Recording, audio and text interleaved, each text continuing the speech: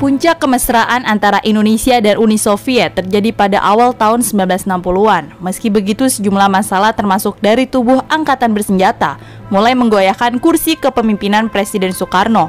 Dalam memoarnya, pemimpin Soviet Nikita Khrushchev bercerita tentang bagaimana ia melihat Jenderal Abdul Haris Nasution sebagai sosok berpengaruh tetapi juga penuh intrik.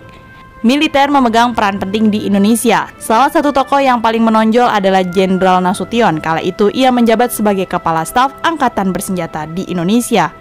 Khrushchev melihat Nasution sebagai sosok yang berpengaruh di Indonesia. Sayangnya ia lebih tertarik pada Amerika. Sang jenderal bukan anggota PKI, ia justru dianggap sebagai salah satu musuh PKI.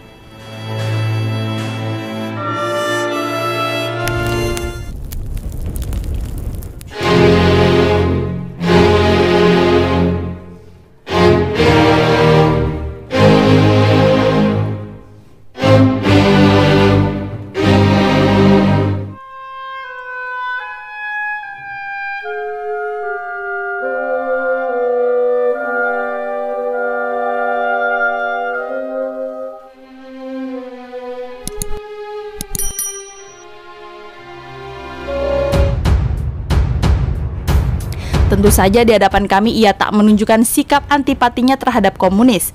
Padahal dia sebetulnya adalah pendukung utama golongan yang ingin mengembangkan kapitalisme di Indonesia. Kala itu Soekarno mulai melihat PKI sebagai sekutu politik utamanya, bukan lagi tentara. Meskipun ia menegaskan posisi Indonesia sebagai negara non-blok selama Perang Dingin, sejumlah pemberontakan di dalam negeri yang ternyata didukung oleh Amerika Serikat membuat Soekarno mengadopsi sikap anti-Amerika.